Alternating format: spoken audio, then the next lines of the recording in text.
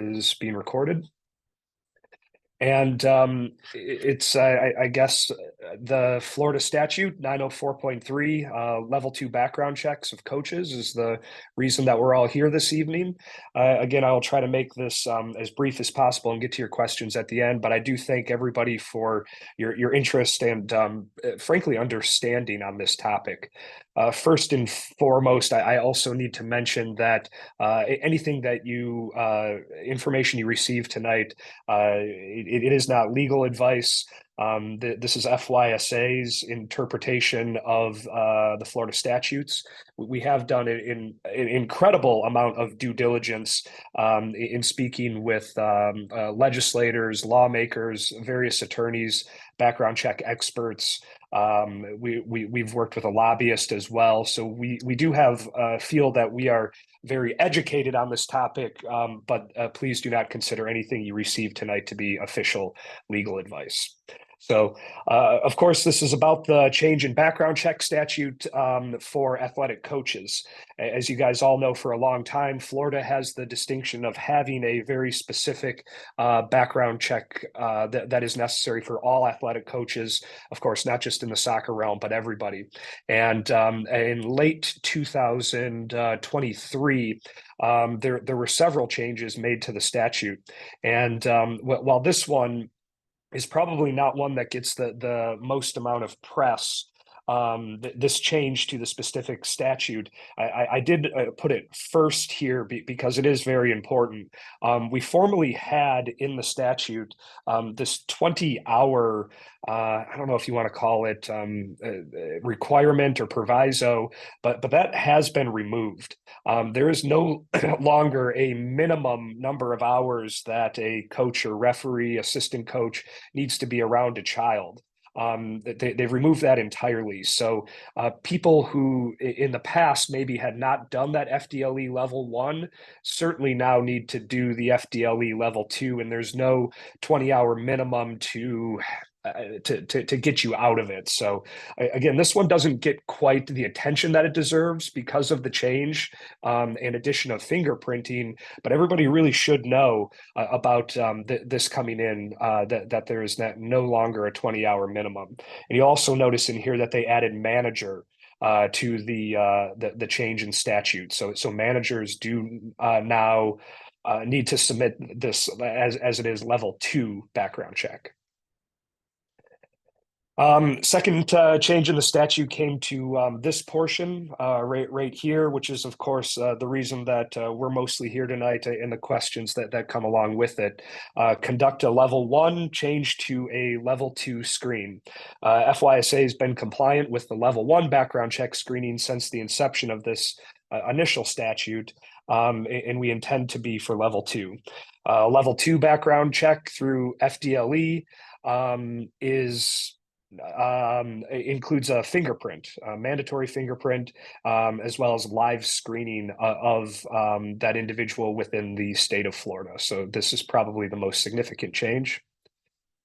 And a lot of the problem that FYSA ran into in this was trying to establish the implementation date. And there was significant confusion out there. It won't get quite the press or the understanding in the membership, but the number of hours that were spent in speaking with other governing bodies in the state, YMCAs, other sports, people who this affects, there was nearly mass confusion on when this needed to be implemented. And you can see here where they talked about July 1 of 2024, or these other dates within the statute, July 1 or January 1 of 2026. This answer virtually took us a month plus just to establish, and trying to get firm answers on these things. Even we found certain attorneys weren't willing to put their name to it because it was just a bit ambiguous and unclear. So that's what was really our initial focus on this.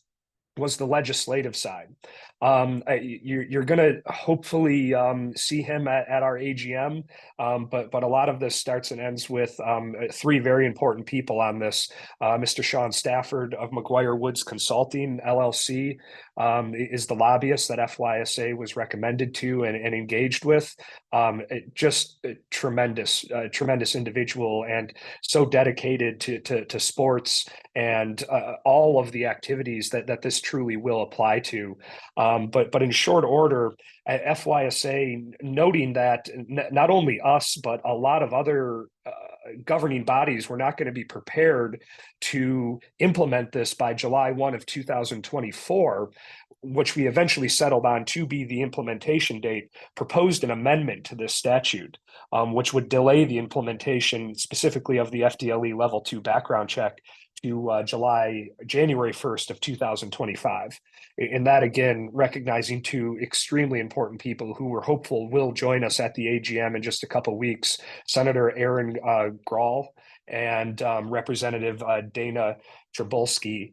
Are just, again, two amazing individuals who proposed this initially, but were very willing to hear some of the struggles of FYSA and the greater sports community in trying to get this implemented in such a short amount of time. And I actually just updated this within the last couple of weeks. This was a previous presentation. Right here, it had said previously awaiting signature.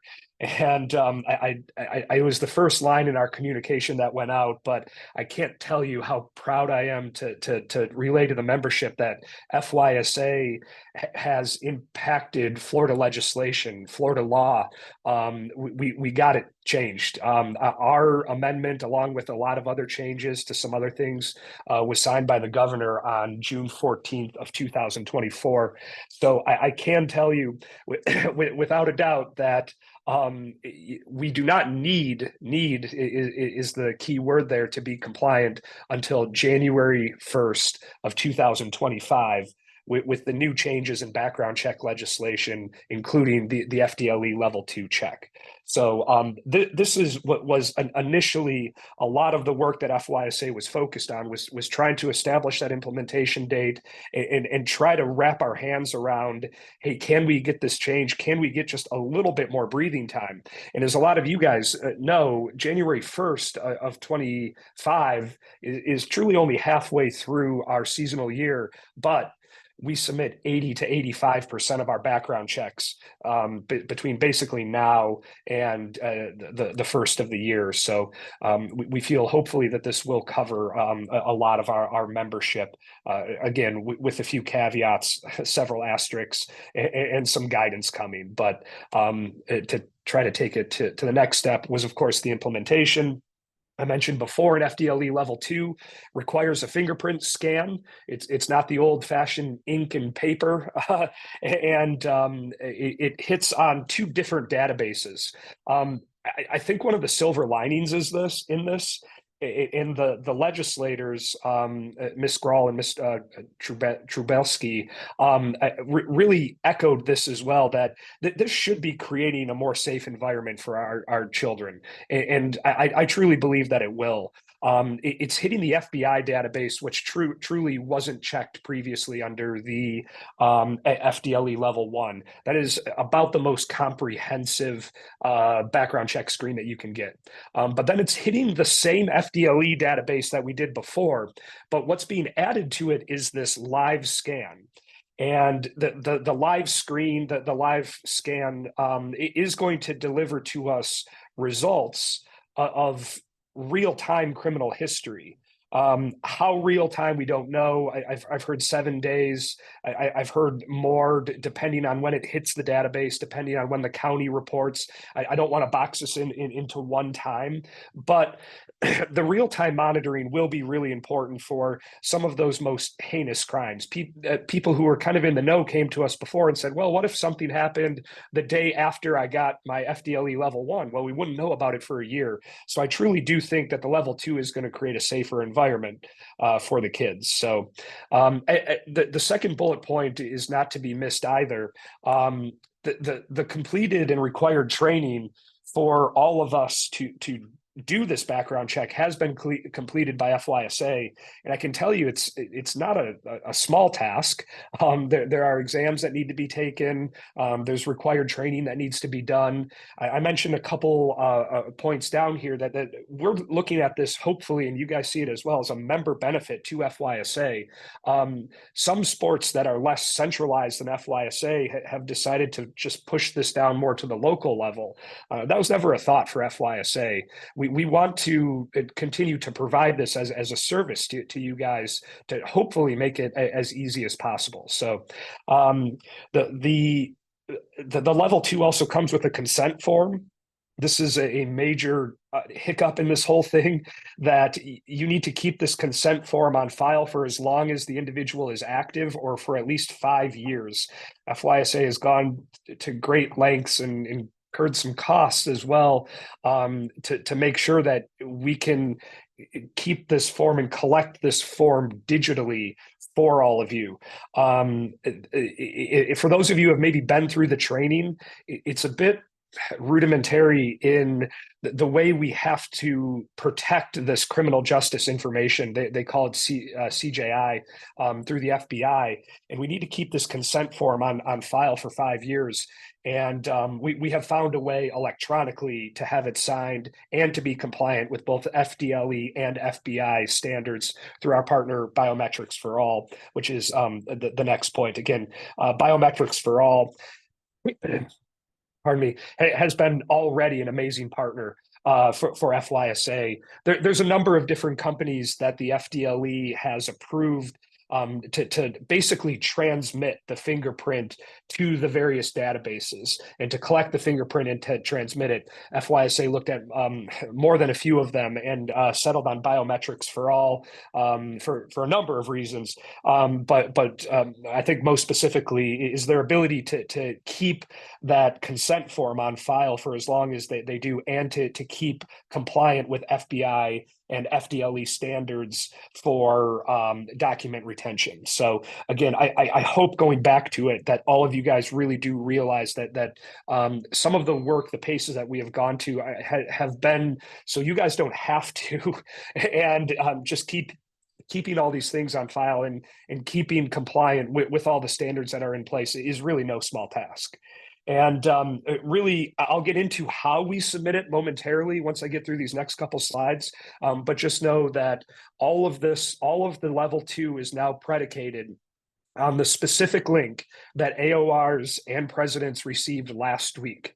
To get ahead of any of your questions, if you didn't get the link, sorry, email Jackie Cannon. She will get you the link. We are only sending it to staff members who sit on, are identified on the board, but we only emailed it to presidents and AORs. So if your name is identified as a staff or board member of in GotSoccer of your organization, email Jackie, she'll confirm, and she'll send you back the link. But you guys need to be careful with the link. It's tied to billing. If somebody gets a hold of that link and submits a bunch of them, you're going to get billed for them. That's the way that the technology works on this.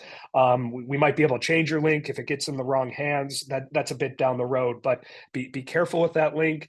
Give it to your coaches who you want to submit through this, and email Jackie with any requests for the link. So moving on from implementation, hopefully this came through clear. We've got it bolded all over the website. FDLE level 1 and level 2 background checks are currently available.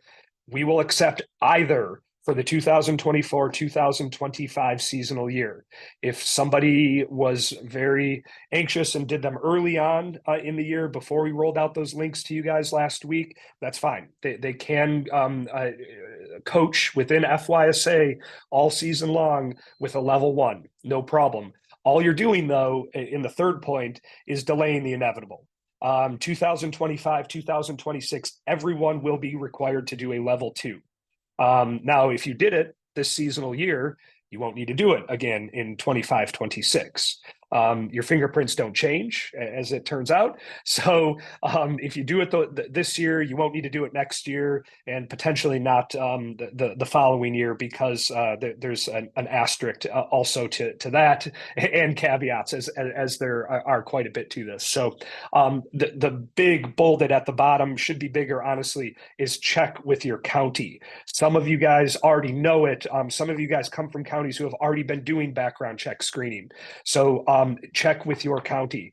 I've heard from some counties who have said, we don't care about the amendment that FYSA got pushed through. We want it right now. So some counties are mandating that you do it. Not just your county, it might be city as well. Whoever owns the soccer fields that you guys go to, check with them and ask about their plans for implementation. In best case, they don't know what you're talking about, and you can probably do whichever you want for 24, 25. But again, you're getting ahead of the game by doing it this year, because then they won't need to do it next year.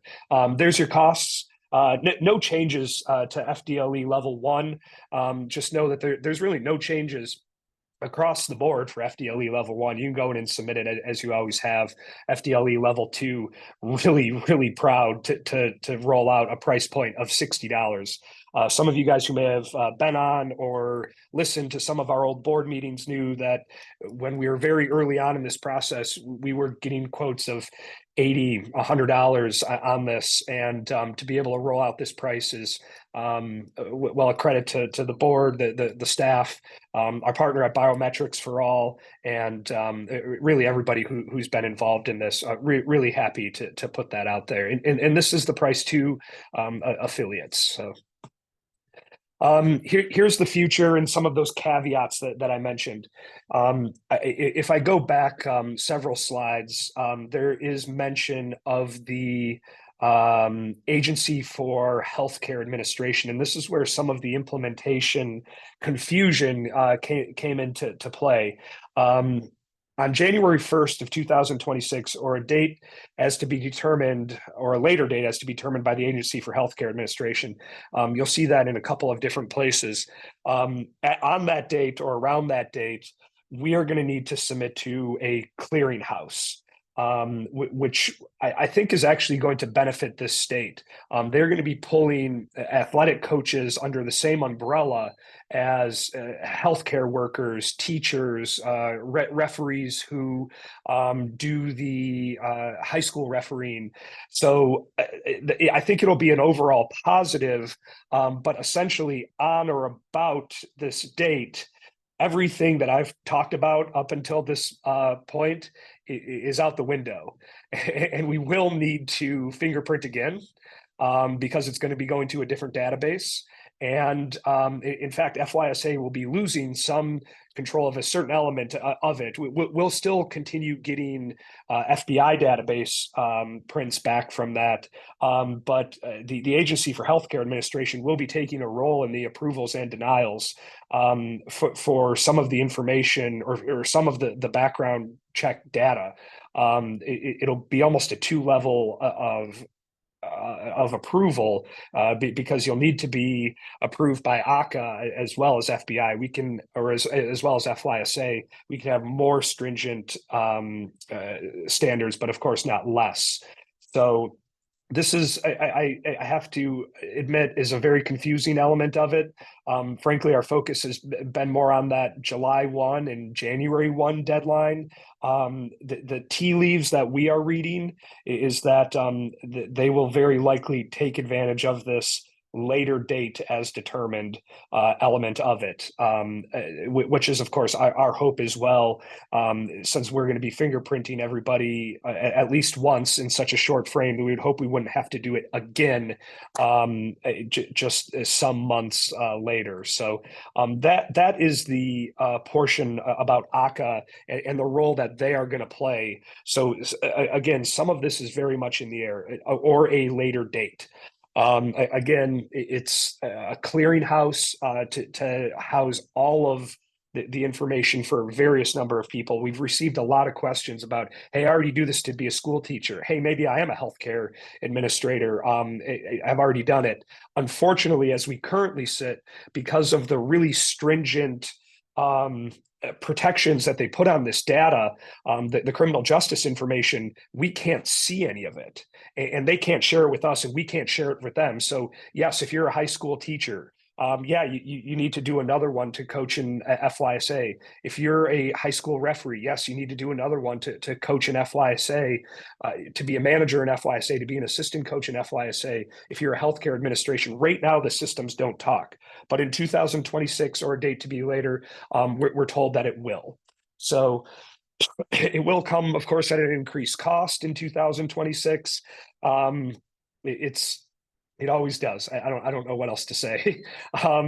In subsequent years, we also will need to fill in that gap. As we had said before, that with your fingerprints being live scanned, we're going to get real-time updates on arrest. So you won't need to do another fingerprint after year one. What that does put us in a bit of a tight position are the returning coaches, because there is a fee after year one to continue to have your fingerprint monitored. And that will only be in the state of Florida. So after year one, what we're telling affiliates, after you do your fingerprint, whether it's for the 24-25 seasonal year, or you push it a year and do it for the 25-26 seasonal year, there will be an additional cost the year after. It won't exceed $20, because we are going to need to do a check that is outside the state of Florida. We only get live scanning in the state of Florida. And it will also need to incur that cost to continue to monitor your fingerprints that are on file, to essentially keep them on file if something should pop up. So there will be a fee after year one of doing your fingerprint. What exactly it is, we're waiting to hear back. Again, we've been so laser focused on getting this change made and how we're going to implement it. But we will get that information to you guys absolutely as soon as possible for those who are doing it. But it's not going to be applicable till a little less than a year from now. So just know that that information's coming. Know that there will be an additional fee, but it will be much, much less than either the level 1 or the level 2. And yeah, this last point, we are going to need to come up with a method of determining which coaches are returning and which coaches are not. So look for all of that. That's really, as this slide states, in the future. So with that, I'm going to actually show you guys a bit of the nuts and bolts of submitting the level 2. Let me first navigate to the FYSA website.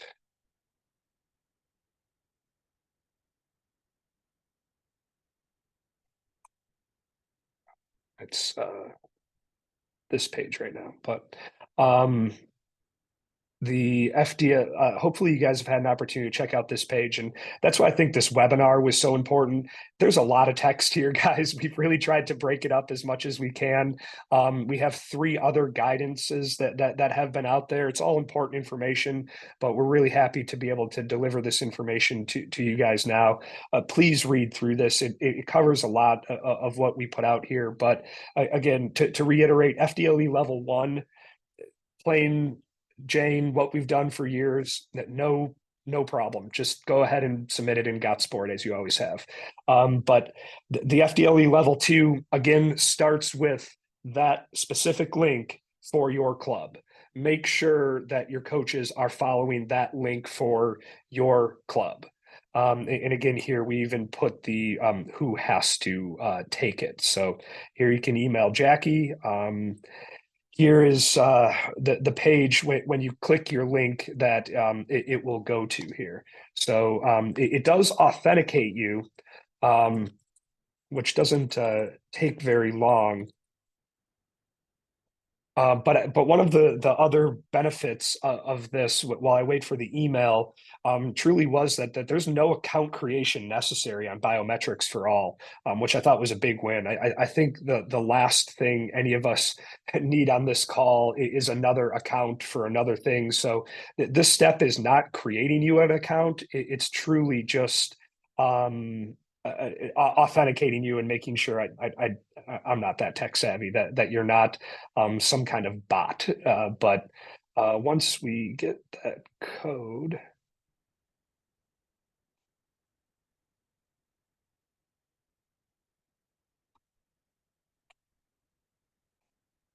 does say up to 5 minutes. My last one came pretty quickly.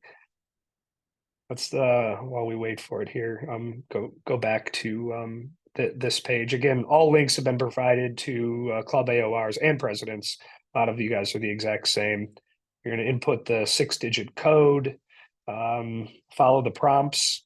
What I've done my fingerprint check as well as a lot of the staff. All in, it took 20 to 30 minutes. Now we may not. You guys may not all be as fortunate to live as close to a UPS store as I guess our office was, but the process was actually quite simple. In fact, I was expecting it to be a bit more cumbersome, but it was pretty easy. Sure wish this link would come quicker.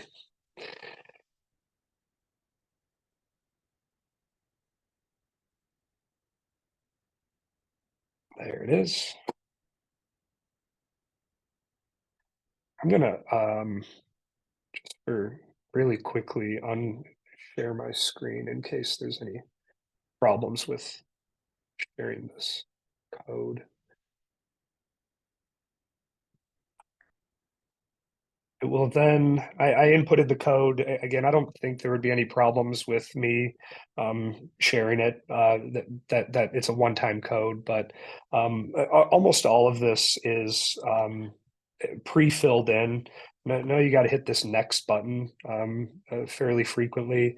You guys are all going to have volunteer here. This is the FYSA specific link, and there is a different fee associated with staff members, or employees versus volunteers, actually.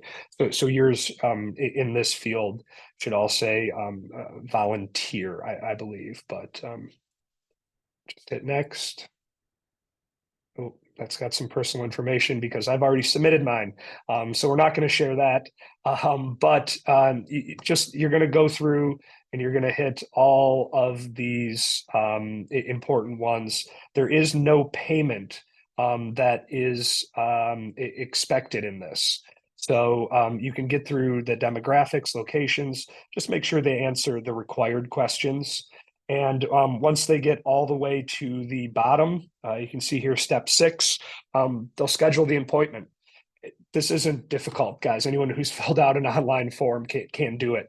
Now, I will tell you that my experience in this was such that I was able to walk into the UPS location.